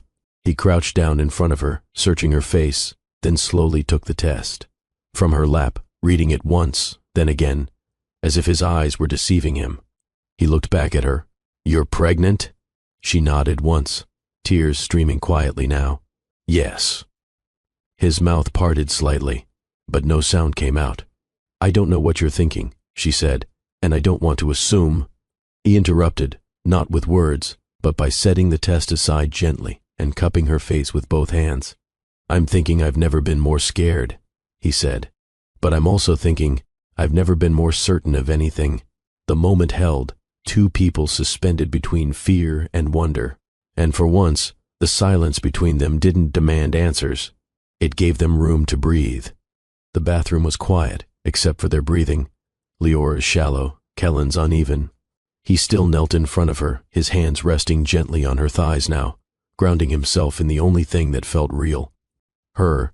His eyes kept darting between her tear-stained face and the pregnancy test on. the edge of the tub, like his brain was trying to catch up with his heart. It was surreal. The man who spent his life preparing for everything, every outcome, every detail, now sat stunned by something he hadn't predicted. Leora took a shaky breath and wiped her cheek with the back of her hand. "I didn't plan this, Kellen." He nodded. "Neither did I." They looked at each other, everything that had been left unspoken rising between them. "I kept telling myself it was just one night," she continued, her voice tight, "that it wouldn't change anything. But it did," he said softly. She nodded slowly. "It did." He reached for her hands, lacing his fingers with hers. His grip was warm, strong, but not forceful. They sat in silence for a long moment, the weight of possibility resting between them like a fragile glass sphere. Then, without warning, Leora let out a soft laugh. It was shaky, almost tired, but real. "What?" he asked, brow creasing. She gave a small shrug. "I was thinking, if it's a boy, I want to name him Kyle." Kellen blinked. "Kyle?" She nodded, her eyes glossy again. "It means mighty warrior. I don't know. Something about that feels right. Like, whoever he is, he's already strong." His breath caught at the sound of it. Kyle. The name echoed in his chest like a bell rung for the first time. He lowered his head and touched his forehead to their joined hands. "Kyle," he repeated under his breath, as if the sound itself could anchor him. Then he leaned forward and pressed his lips to her knuckles. "I never thought I'd be anyone's father," he said. "But if I get to be his, I want to do it right. I want to deserve that name." She looked at him then, really looked, and something in her chest shifted, not because he had the perfect answer, but because his voice was trembling when he said it. She touched his face. Then, "Stay. Don't run this time." His eyes met hers, and he nodded once. "I'm not going anywhere." He leaned in, pressed his forehead to hers, and exhaled a breath he hadn't known he was holding. Kyle, a name neither of them planned for, but suddenly neither could imagine living without. They sat there in the half-lit bathroom, quiet and unmoving, as if even the walls were waiting for something sacred to unfold. Leora placed his hand gently over her stomach. The moment his palm met her skin, Kellen stilled. There was no movement beneath yet, no kicks, no proof beyond the test and her body's quiet changes. But still, he felt everything. His fingers splayed slightly, as though trying to take in the whole surface of her abdomen. A low breath slipped from his lips. "I used to think legacy was buildings, patents, company shares," he murmured. "Things that last longer than me." He swallowed hard. "But this," his voice cracked. "This is different." Leora's hand covered his, grounding him. He leaned forward slowly until his forehead pressed gently against her belly. The contact was intimate, reverent, like a prayer he didn't know how to speak out loud. "I don't know how to be a father," he whispered, voice raw. "I barely remember having one." Leora stroked his hair, tender and steady. "But I swear, I won't disappear. I won't be absent in the room. I'll show up, even when I don't know what I'm doing. I'll show up every time." His shoulders shook once, and she felt it. He was breaking in her arms, not from fear, but from the sheer weight of feeling something real, something uncontainable. He kissed her belly then, soft, intentional. One kiss, then another. It wasn't ceremonial. It was him letting go of every blueprint he'd clung to. "I love you," he said suddenly, without looking up. "Not just because of this baby. I need you to know that. I loved you before I had the courage to name it." Leora blinked fast, heart thundering against her ribs. "Kellen." He looked up at her finally, eyes wet, no hesitation in his face. "I don't want a plan," he said. "I want a life. With you. With him. With whatever comes." Her throat tightened as she cupped his face in both hands. "You have me," she whispered. "You've had me." Another tear slipped down his cheek, and this time he didn't hide it. He leaned into her touch, resting his face against her stomach again, holding her close like she was both his present and his redemption. And in that stillness, where tears met trembling smiles, They stopped being afraid of what they couldn't control and started trusting what they could build together. The next morning, sunlight pushed gently through the windows, unfiltered, golden, and warmer than usual. It lit the room like a quiet promise, softening the edges of a world that had changed overnight. Leora was curled on the couch, Kellen beside her, their legs tangled under a shared throw blanket. Between them sat a small plate of fruit she barely touched, and a glass of water he kept refilling without being asked. No one had spoken much yet. There was nothing urgent to say. They were just there. He turned toward her after a long moment. "We don't have to decide everything right now." She nodded slowly. "I know. No contracts, no timelines, no fixed expectations," he continued. "We just figure it out, one step at a time." Leora looked at him, tilting her head slightly. "You sure you're okay with that?" Kellen's lips curled faintly. "No, but I'm willing." She smiled for the first time that day, small but real. "I was raised on uncertainty," she said. "I've spent most of my life surviving what I didn't see coming. But this..." She touched her stomach lightly, then glanced at him. "This doesn't feel like survival. It feels like something we get to build together." He leaned forward, resting his elbows on his knees, rubbing his palms slowly together. "I keep thinking back to how I used to plan every move, every investment, every exit. But nothing about you, about this, fits any of that. And weirdly, that's what makes it feel right." She reached for his hand, threading her fingers through his. "We don't need to know every detail," she said. "We just need to show up." He nodded slowly. No control, no performance, just presence. They sat in that agreement, wrapped in shared stillness, the sound of the city far below them offering its usual hum. But this time, it didn't feel distant or cold. It felt manageable. Kellen turned toward her again, voice softer now. "Whatever this baby needs, whatever you need, I want to be part of that. Fully." Her gaze lingered on his face. "Then don't overthink it. Just stay close." "I can do that," he said. "No spreadsheets required." She laughed, and the sound made him close his eyes for a beat, as if sealing it inside his memory. They weren't rushing. They weren't mapping a future. They were choosing each other, moment by moment. And for the first time, that was more than enough. The air inside the bedroom was still. No candles, no storm, just the sound of steady breathing and the occasional rustle of fabric against skin. Leora stood by the window, wrapped in one of Kellen's black tees, her bare legs lit softly by the golden hour spilling in from Manhattan's skyline. The city below buzzed, but the room above it pulsed with something quieter, deeper. She felt him behind her before he touched her. His arms circled her waist gently, hands settling low across her stomach. She leaned back against his chest, and for a long moment, neither of them said a word. He whispered into the side of her neck, "I've never wanted to protect anything the way I want to protect you." Her breath caught. She turned slowly in his arms, looking up into his face. His jaw was relaxed, but his eyes were wide, open in a way that made her feel completely known, completely wanted. She lifted her hand and traced the edge of his brow, down the curve of his cheek, her fingers lingering against his lips. "I'm scared," she admitted. "So am I," he replied. "But I've never felt safer than I do with you." Kellen bent down, kissing her forehead first, then the tip of her nose, before resting his lips gently against hers. There was no urgency, just softness, reverence, the kind of kiss that said "you matter" without needing to speak it. She brought her hands to the buttons of his shirt, slowly undoing them, one by one. He let her. He guided her backward until the backs of her legs touched the bed. Then she sat, pulled him down with her, and they melted into the sheets like a secret only the two of them knew how to keep. His touch was different this time, more deliberate, more tender. No rush, no dominance, just shared devotion. He kissed along her stomach, pausing when she shivered beneath his lips.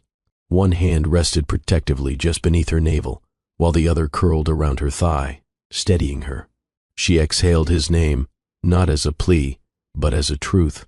Kellen rose over her, their eyes locked, hands intertwined above her head. "I won't break you," he said. "You don't have to say that," she replied. He leaned in closer, his mouth brushing hers again. I'm not saying it for you. I'm saying it for me. They moved together in rhythm, not in pursuit of pleasure alone, but in affirmation, of trust, in response to everything they had unlearned just to get here. When she gasped and tightened around him, he whispered against her skin, "Ours." And when they finally stilled, sweat-kissed and breathless, he cradled her close, palm over her stomach, their future between them. 3 days after Leora's pregnancy was confirmed, Kellen's entire calendar looked unrecognizable. Meetings were shuffled. One board presentation was pushed to Zoom.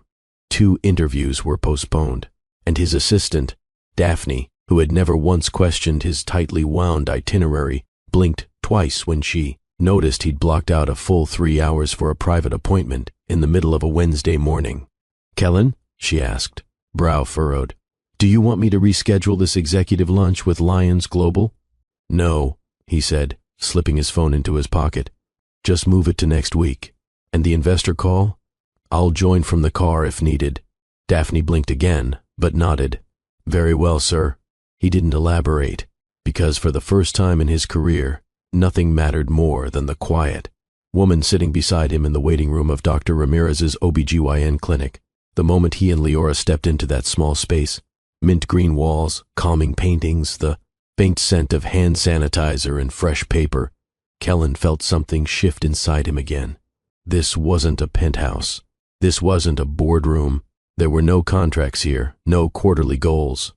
Just soft murmurs of women discussing blood pressure, receptionists confirming insurance, and the gentle anticipation of futures growing quietly inside bodies that were doing the extraordinary. He looked at Leora as she filled out the intake forms. Her curls were tied up, her face bare, her lips pulled into a nervous smile.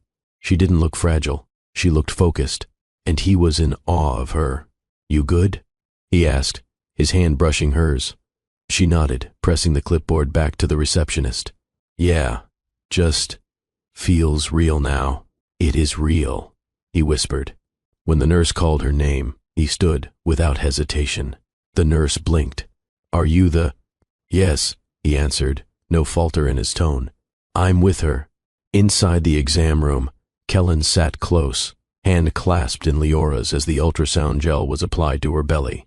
His pulse thundered as the wand moved, and then, there it was. A flicker, a sound, steady, rapid, alive. The heartbeat. He let out a breath he hadn't realized he was holding. Leora's eyes welled with tears, and Kellen leaned down, pressing his lips to her temple. "I've closed billion-dollar deals," he whispered, voice shaking. "But this is the only sound I never want to stop hearing." She gripped his hand tighter, their future echoing from the small screen in front of them. And in that moment, everything else, money, power, reputation, faded. Because nothing meant more than this heartbeat. The master bedroom was always closed off, Kellen's sanctuary behind frosted oak doors that no one entered without reason. Even Leora, despite living in the penthouse for months, had never stepped foot inside. Until tonight, the night after their first prenatal appointment, she stood in the hallway, holding a folded stack of pajamas, barefoot, heart thudding in her chest. The door was open. She hadn't opened it. Kellen had. He leaned against the doorframe, his sleeves rolled up, the warm amber of the hallway casting a halo across his jaw. He didn't speak at first, just watched her with that familiar gaze that always seemed to see more than she was ready to reveal. "You sure?" she asked, her voice soft. He stepped aside, hand brushing lightly against her lower back as he nodded. "You're not just part of my life anymore, Leora. You are it." Inside, the room didn't look like a billionaire's castle. It looked like minimalist, understated, masculine grays and dark woods, shelves of rare books, a single black and white photo of the Manhattan skyline on the far wall. But there was space now. One side of the king-sized bed had been cleared, her favorite pillow already resting there. A small antique reading lamp had replaced the sleek chrome one, and on the nightstand, her prenatal vitamins. She stared. "You memorized the list," she murmured, touched. "I watched you Google them 5 times before you bought them," he said with a crooked smile. "Didn't want to get it wrong." Leora turned to him. eyes glistening. "You've changed." "No," he said, walking closer. "You're changing me." She stepped into his arms slowly. The weight of her body fit into his chest like a missing puzzle piece. No resistance, no performance, just breath and body, and a safety she'd never known. "I don't want to be a burden," she whispered into his shirt. "You're my beginning," he murmured back. That night, they didn't rush toward lust or need. They lay on the bed fully clothed, limbs tangled, breath synchronizing. Kellen read aloud from her favorite book, his voice low and steady, while her fingers danced idly over the skin of his forearm. And when she fell asleep, belly soft between them, he didn't move. He just stayed there, wide awake and silent, watching her chest rise and fall, protecting her, guarding their quiet corner of peace. The master bedroom was no longer just his. It was theirs. And from that night on, it would always smell like lavender, sound like laughter, and hold the rhythm of two people rewriting legacy, with no contracts, no expectations, just heartbeats. Leora sat curled on the wide windowsill in the master bedroom, her palms cradling the slow swell of her belly as snow began to trace delicate whispers against the glass. The city stretched beyond the penthouse, glittering in its December hush. Behind her, Kellen paced, not out of restlessness, but nervous calculation. She could feel him rehearsing something. He stopped abruptly. "Leora," he began, voice tight, "I want to talk to you about something." She turned slowly, eyeing the velvet box in his hand. Her breath caught. But when he opened it, it wasn't a ring inside. Instead, it was a custom-designed pendant, a sleek, carved figure-8 symbol, its edges wrapped in onyx and gold, a fusion of eternal motion and grounded strength. He knelt, not proposing in the traditional sense but offering something else, something calculated. "This is a partnership agreement," he said quietly, holding up a second embossed folder. "I don't want to rush into something we might not be ready for, but I want to raise this child with you, build a life that honors your independence and mine.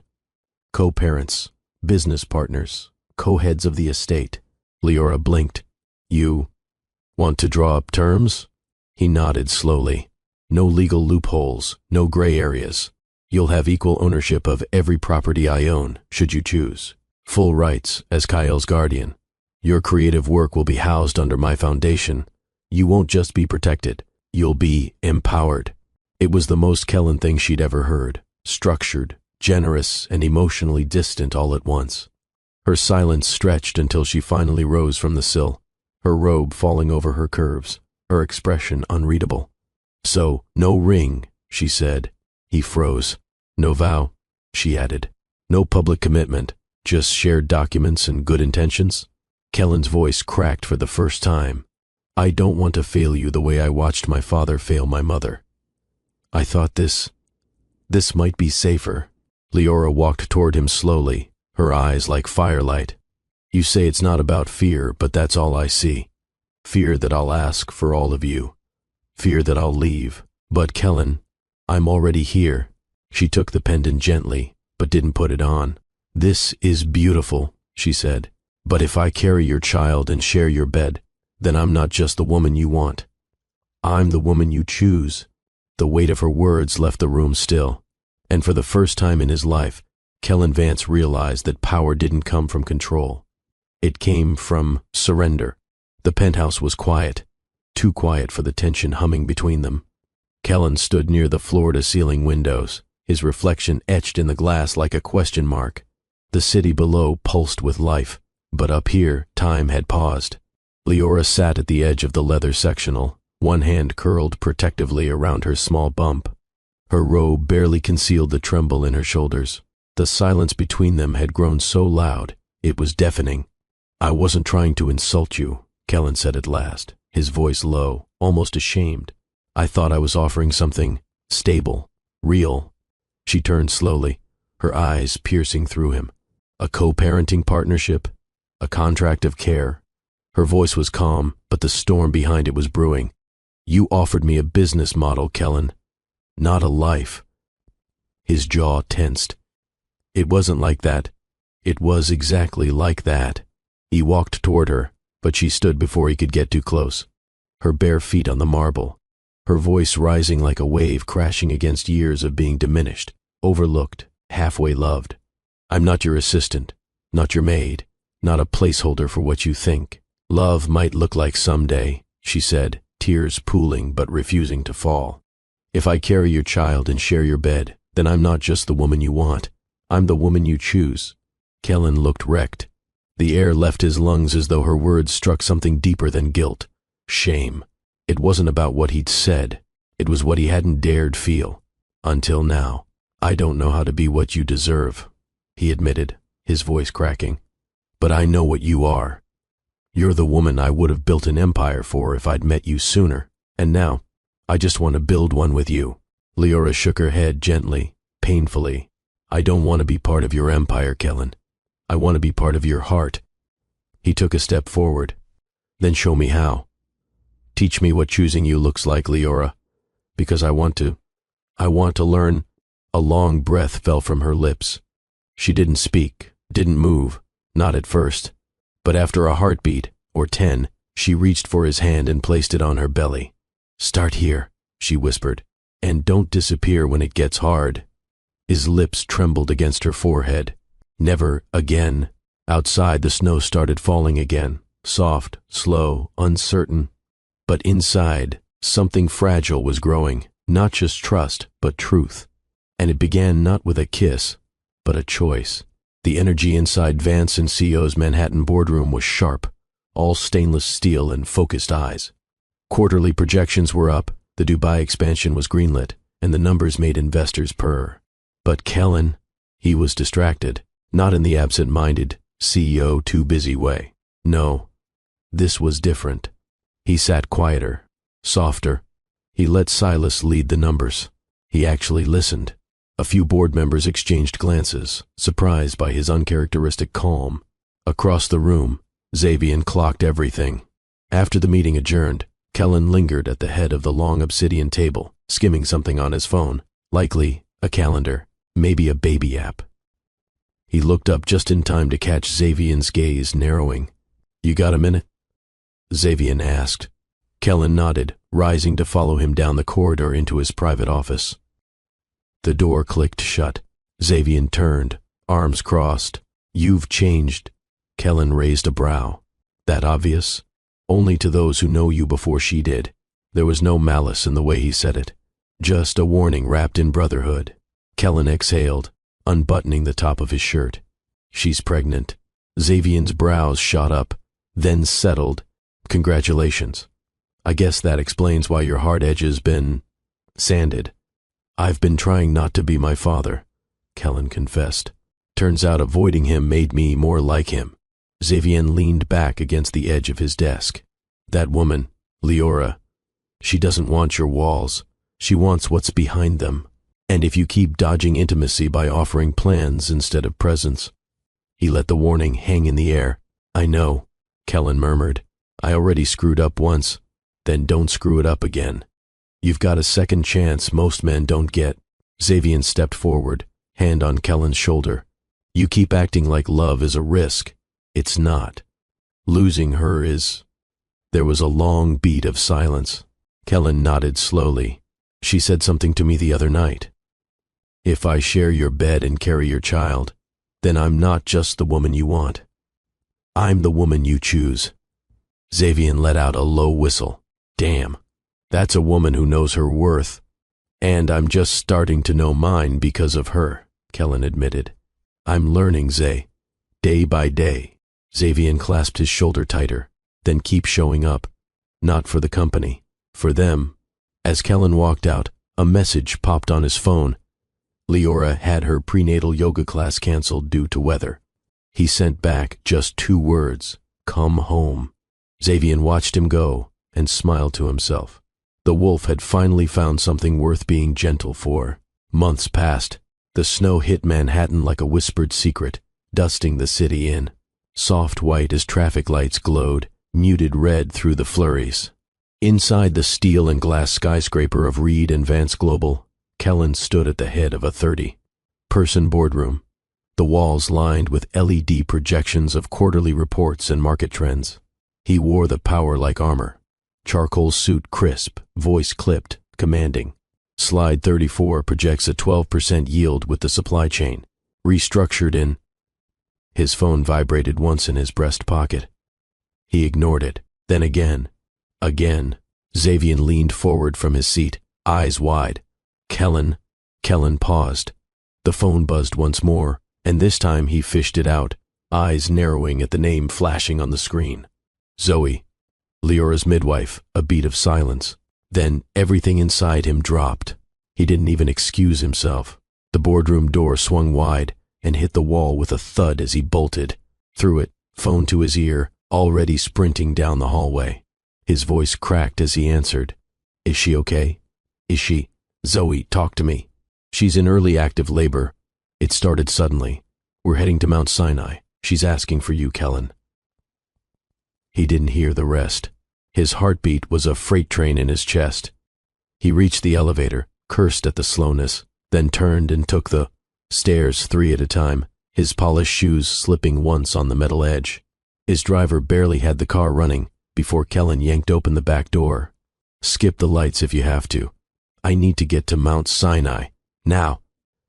Snowflakes pelted the windshield as they surged through traffic.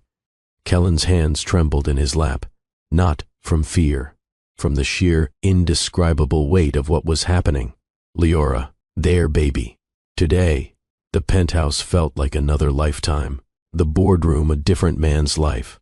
When he arrived at the hospital, he didn't wait for the sliding doors to finish opening. Leora Vance, she was just brought in.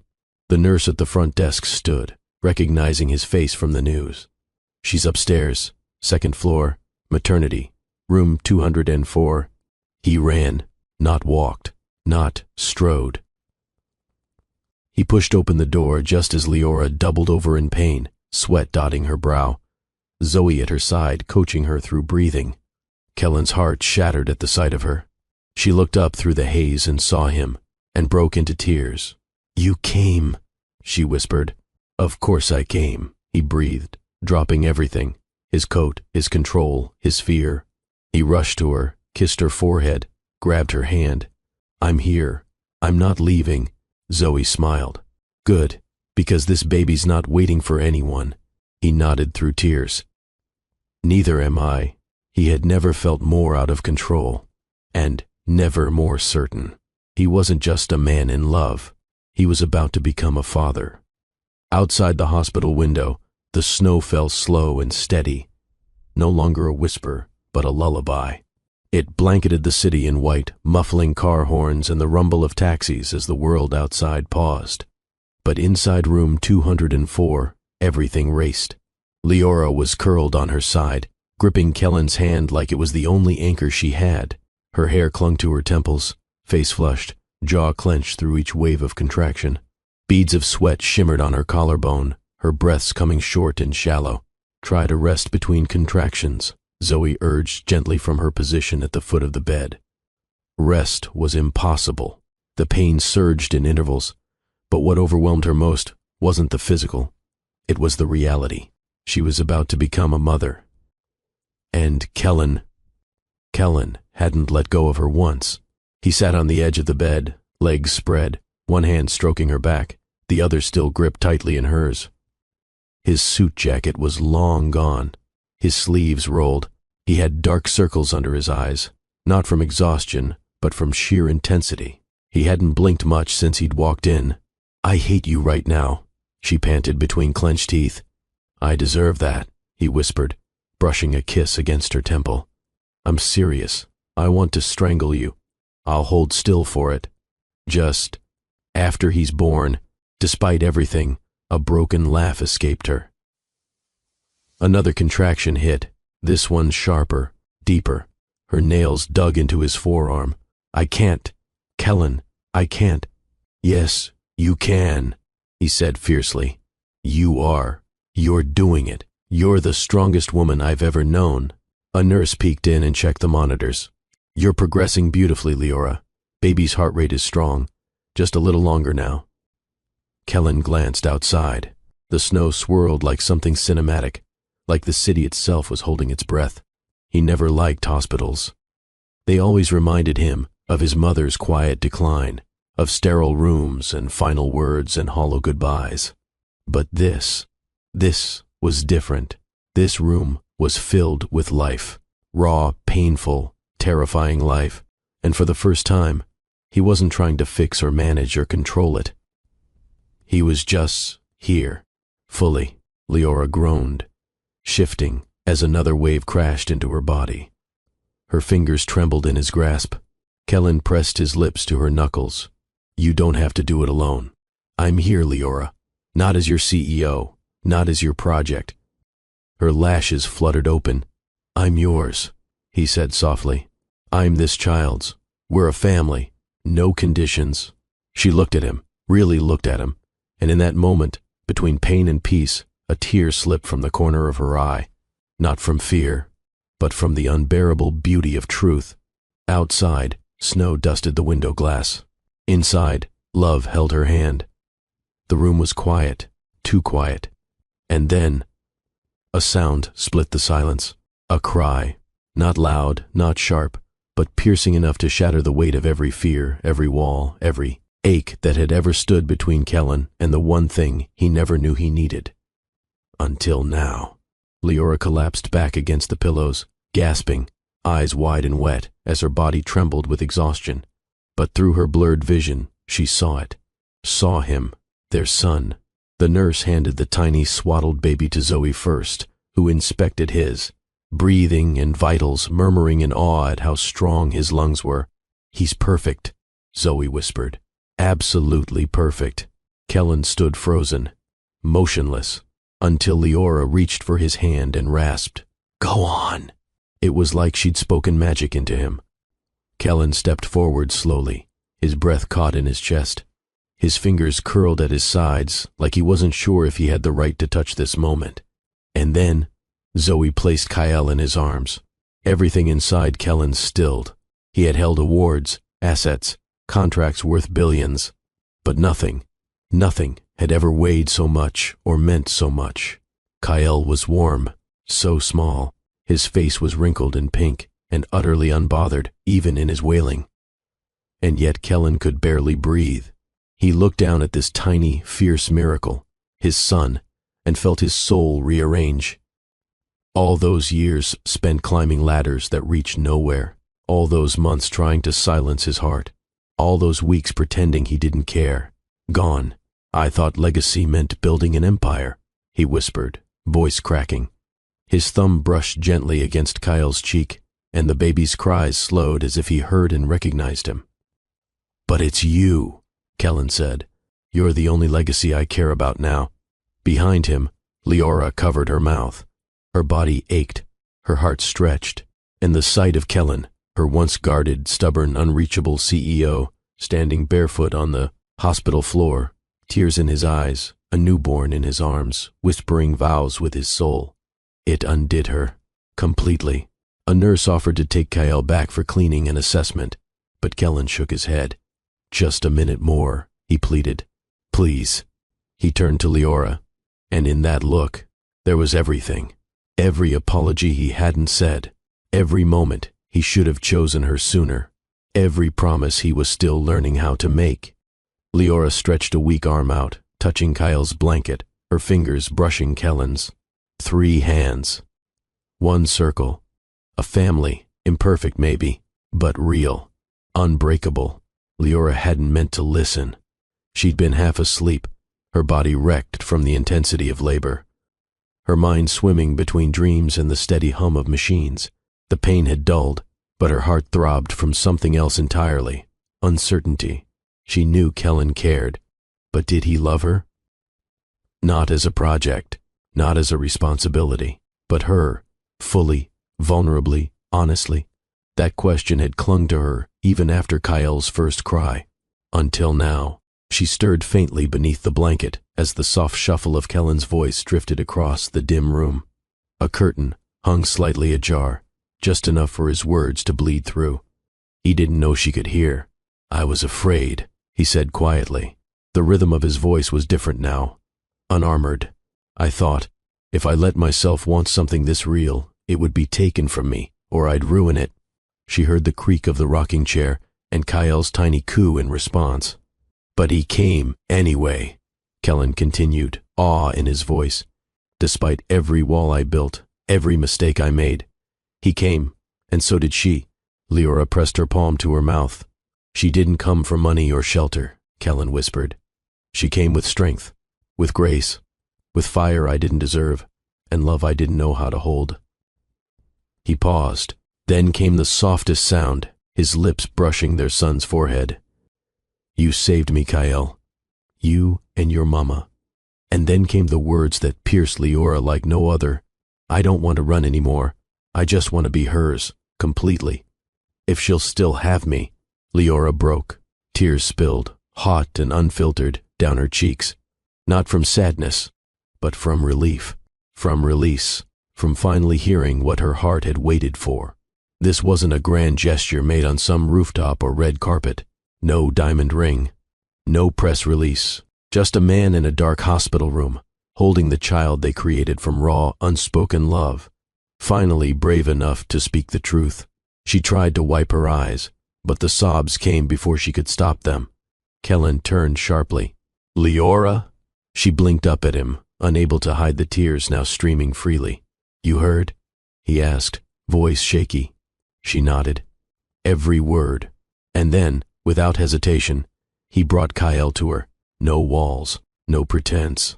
Leora kissed their son's forehead, then looked up into Kellen's eyes, clear, unguarded, asking nothing but honesty. I still want you, she whispered. But this time, I need all of you. Kellen exhaled like a man finally breathing for the first time in his life. And then, he kissed her, soft, certain, forever. The rain tapped gently against the tall windows of the penthouse. No longer a cold, sterile fortress of marble and minimalism, but now a home pulsing with light, warmth, and life. The walls had softened. So had Kellen. Sunflowers peeked from blue glass vases. Crayon drawings, Kyl's proud early scribbles, were framed beside sleek black and white photography. And in the center of it all, beneath an arch of soft blue balloons, stood a small cake with one gold candle. The number 1. His first year. Their first year. Together. Leora moved around the room with a smile that hadn't left her face all morning. Her curls were tucked in a soft bun, a smear of frosting on her cheek as she arranged the last of the gift bags, mostly books, puzzles, and little wooden animals she insisted were developmental. Kellen had wanted to buy the entire toy section of Manhattan. Leora had narrowed it to things Kyle would use, not just own. Kyle, meanwhile, was in the middle of it all, sitting happily in the middle of a giant foam mat, chubby fingers gripping a stuffed fox. He gurgled with delight when the music box played again, swaying with the rhythm. He was happy, whole, safe. Leora crouched beside him, kissing his temple. You're one today, little light. Kyle's big brown eyes blinked up at her, then looked around as if expecting applause. And sure enough, from behind them, is it time? Kellen's voice carried across the room, laced with wonder and pride. He stepped in from the kitchen holding a tiny gold crown, a soft felt one, embroidered with Kyle in neat white thread. Leora laughed. You actually did it. I had it custom made. No son of mine is celebrating in a paper hat. Kyle squealed as his father gently lowered the crown onto his curls, then scooped him into his arms like he was holding the universe. Leora watched, a knot forming in her throat. Not sadness, but awe. This man, once rigid, unreadable, was now someone who celebrated a child with messy kisses and hand-made crowns. And this child, born of no plan but all the right chaos, had reshaped every corner of their lives.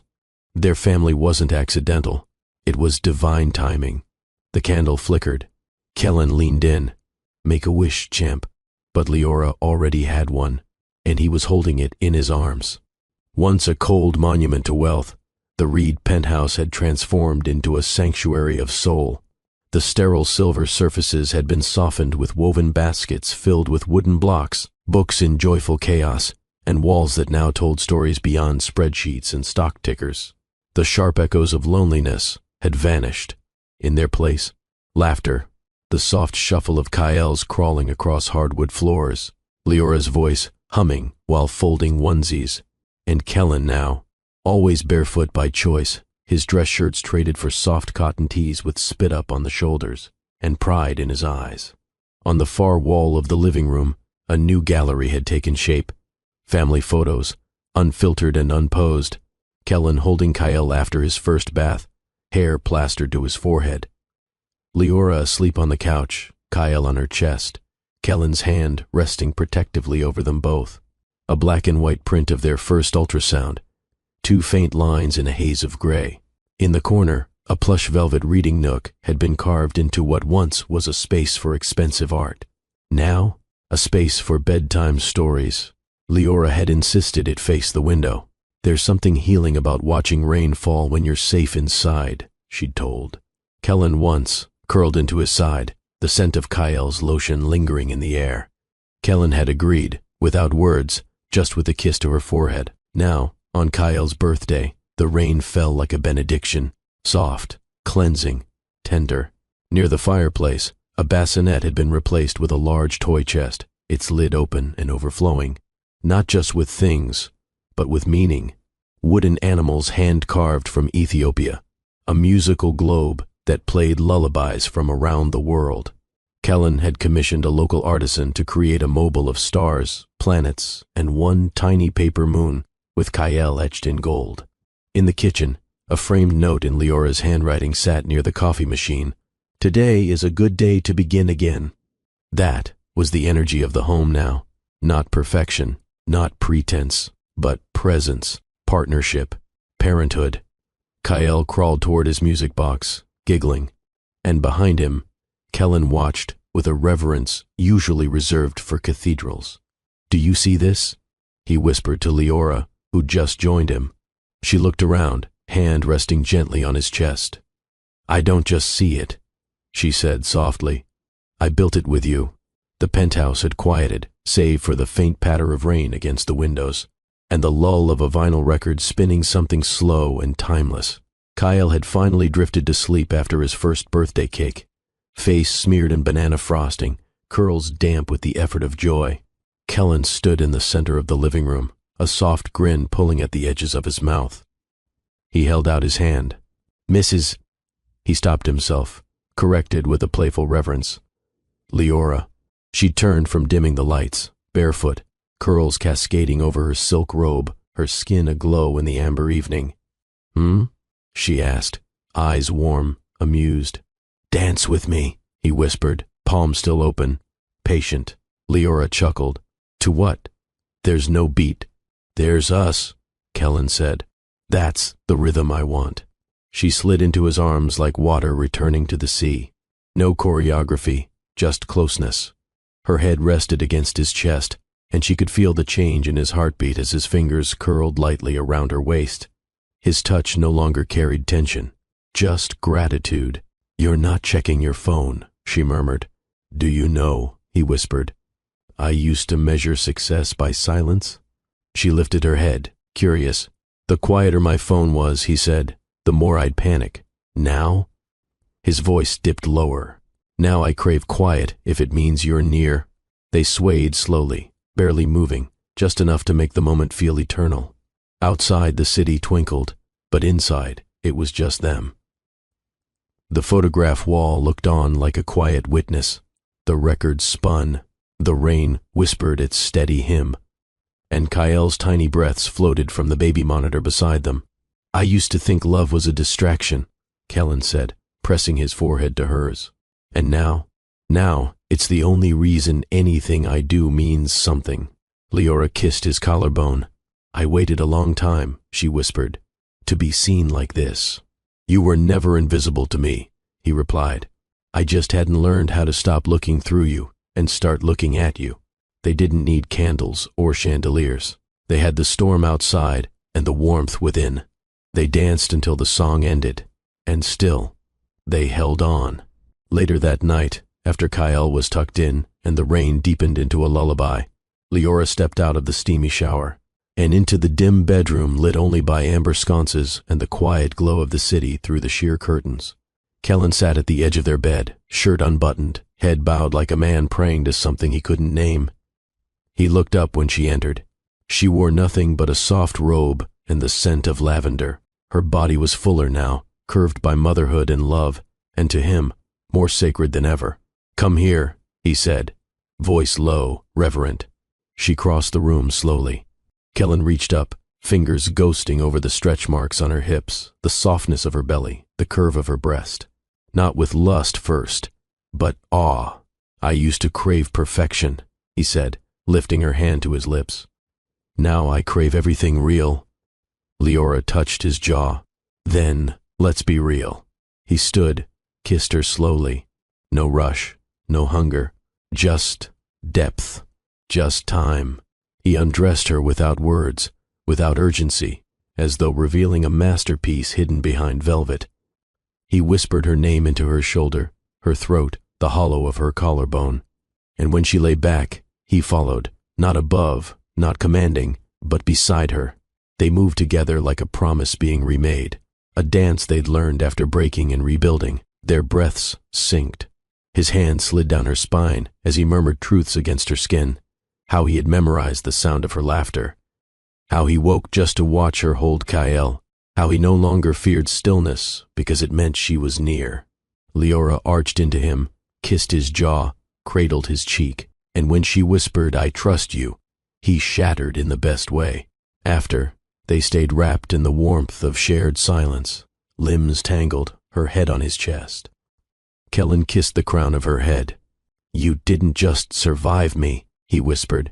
"You saved me." Leora looked up. "We saved each other." Outside, the storm quieted. Inside, they had finally come home. Morning arrived slowly, slipping through the fogged penthouse windows like honey. Kyle babbled softly in his crib, the steady rhythm of rain still pattering against the glass. Leora sat curled on the velvet chaise, robe tied loosely, mug of herbal tea warming her hands. Kellen appeared behind her, freshly shaved, sleeves rolled up, holding something small in his palm. "Happy first Kyle Day," he said, kissing her shoulder. "And happy you day too. You did everything." She smiled, lifting her brow. "What's in your hand?" He knelt before her, the way he had the first time he asked her to stay, but this time without tension, without expectation. This time, he was already home. "I bought something," he said, but not because it was logical or strategic or even necessary. He opened his hand, a silver key, aged around the edges. It hung on a leather cord, not a diamond chain. Simple, worn, honest. Leora's eyes flickered with confusion, then softened as she stared at it. "It's a lake house," Kellen explained. "Upstate, quiet, no press, no meetings, no spreadsheets, just woods and water and us." He pressed the key into her hand. "I had it redone. For you, for KL. There's a porch swing and a room filled with books you love. There's nothing in your name, no contracts, no fine print." She blinked slowly, the weight of his words breaking over her like sunlight after a storm. Kellen took her free hand. "I spent half my life trying to own everything, fix everything, control everything. But you," his voice cracked, "you showed me that love isn't a project. It's surrender." Tears slid silently down her cheek. "You're not just the mother of my son," he whispered. "You're the woman I'd build a world around." She leaned in, kissed him deeply, not with urgency, but with acceptance. Her fingers closed around the key, her heart around the truth. Their home wasn't built in skyscrapers or boardrooms. It was built in that moment, on a swing by a lake, in the quiet between confessions, in the arms of a man who finally chose love without conditions. Night had wrapped itself around the city like a lullaby. Kyle was tucked in, his tiny hand curled beside his cheek, breath rising and falling in the rhythm of dreams. The penthouse was quiet, no longer cold, no longer cavernous, but filled with warmth that had nothing to do with light. Leora stood at the window, robe drawn snug, watching the rain streak down the glass like poetry. Her reflection shimmered beside the skyline. Behind her, Kellen approached with the kind of silence that meant reverence, not caution. He wrapped his arms around her from behind, one hand resting over her heart, the other over her waist. She leaned into him, letting his body shield hers, as if he had finally become her safest place. The window fogged around their breath. In the distance, thunder rolled, Soft and steady, Kellen spoke, his voice low, barely above a murmur. I used to think legacy was about the company, the money, the last name. He kissed the crown of her head. But you gave me something no contract ever could. Leora turned to face him, her gaze holding his. Her love was no longer cautious. It was rooted, confident, whole. Kellen traced her jawline gently, pausing at her lips. You didn't just change my life, he whispered. You made it worth living. Tears welled in her eyes, but she didn't cry. She smiled instead, because she believed him now. Fully, finally, he led her back to bed. Not out of desire, but reverence. They curled beneath the covers, limbs tangled, hearts synced. Not everything needed words anymore. Some love spoke in the silence, in the storm, in the steady drum of Kyl's heartbeat echoing from the monitor beside the bed. They didn't need a ceremony. They didn't need a headline. They had everything, and it had all begun with a key, a second chance, and two hearts brave enough to unlock each other. Have you ever loved someone so deeply it changed the way they saw the world, maybe even the way they saw themselves? If Kellen and Leora's journey moved your heart, tell us, would you fight for love? If it finally felt like home, drop your thoughts in the comments. Don't forget to like, subscribe, and share for more stories where love doesn't just happen, it transforms. AE.